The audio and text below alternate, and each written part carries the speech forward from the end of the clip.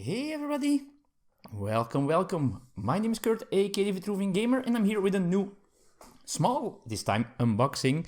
And this time we're going to see what's inside this first expansion for Empires of the North, called Japanese Islands.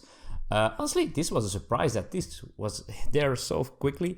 Now, I must say, I knew this was coming before it was announced.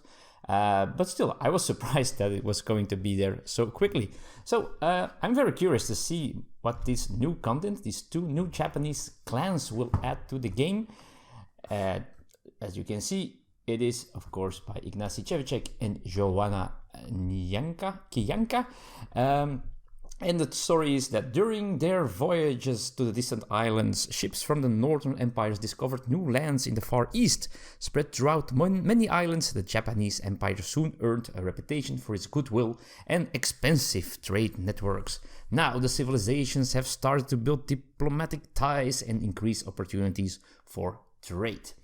Alright, so we have in this box the Umineko clan of strong dockers, and the Saikoro clan of resourceful and bargaining traders. Alright, it has 80 cards apparently, and some ship tokens, score markers, and a rulebook. So let's see what's inside this thing here. So, okay. Alright, that's it. Alright, so not too much, of course. I guess I still need the rulebook. Okay, there we go. So let's start with the rulebook or the rule sheets. It's just 4 pages of rules, as you can see, not too much. And I mentioned, which is pretty cool. I did some proofreading. I hope there are no mistakes in there. Oh, I try to focus as well. So here, Kirdy, that's me.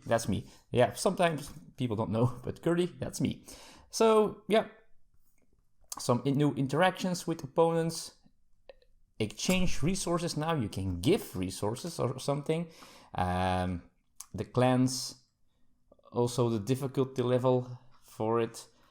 The Umiko clan or something. And this is a little bit harder apparently. The Saikoro clan. Yeah, I will probably mispronounce that every time. So now you have a docking phase, as you can see. You can transport. And some storage requirements that you can reach in order to score. But let's take a look at the cards soon, so we see what that enthralls. So these are the ships, as you can see, colorful ships, the Japanese ones, pretty cool, and some new scoring markers in cardboard, as we all know from the base game. All right, now let's open this thing here, and see if I can manage to do that. It should be. Oh. All right. It's always mess around when I do this on camera. Okay, so first of all, we have some new islands. As you can see, let's go for the distant islands first here. So there are some new islands here. As you can see, for this, for example, each time you build a building or location of a type you do not have yet in your empire, gain 1 wood. Pretty cool. The Monster Tales Island, and the artwork is very funny again. He's talking about Loch Ness or something like that. There we go. So a lot of different islands, so a little bit more to the game. That's always fun to have more variety, of course. We have, of course, if you have distant islands, we also want some new nearby islands, like this giant lizard island. You don't want to have that nearby, right? Mantis Island. It looks like a big mantis over there. And Crane Island, Tiger Island, Spider Island. And do we have a Cat Island already? Because I do. Scorpion Island, Dragon Island, and the Tortoise Island. So all these animal islands apparently. Okay, and then we have, let's see. And we have 2 clans. So let's start with the first one, which is the Saikoro clan.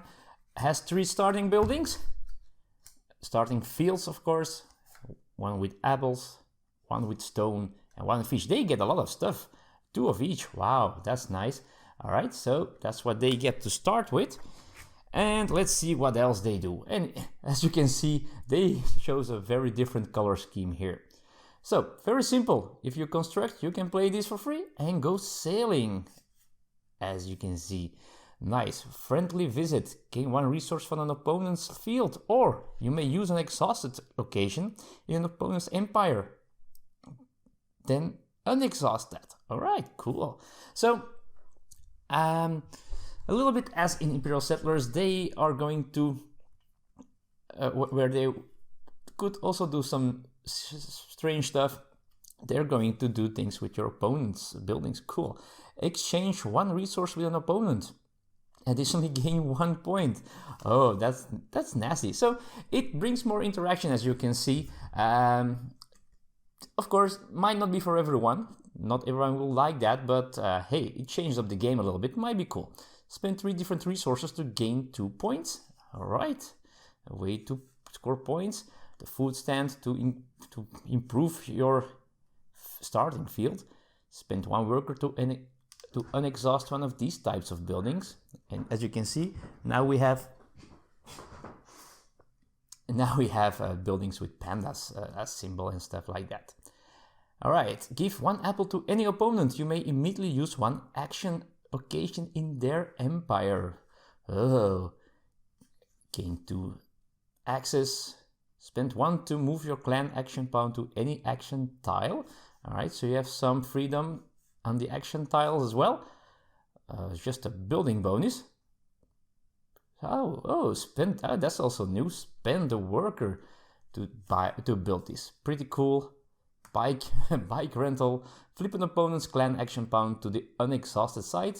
Additionally, gain 2 points. So you can get points, but you might give your opponent more actions to do. And there we go. So pretty cool.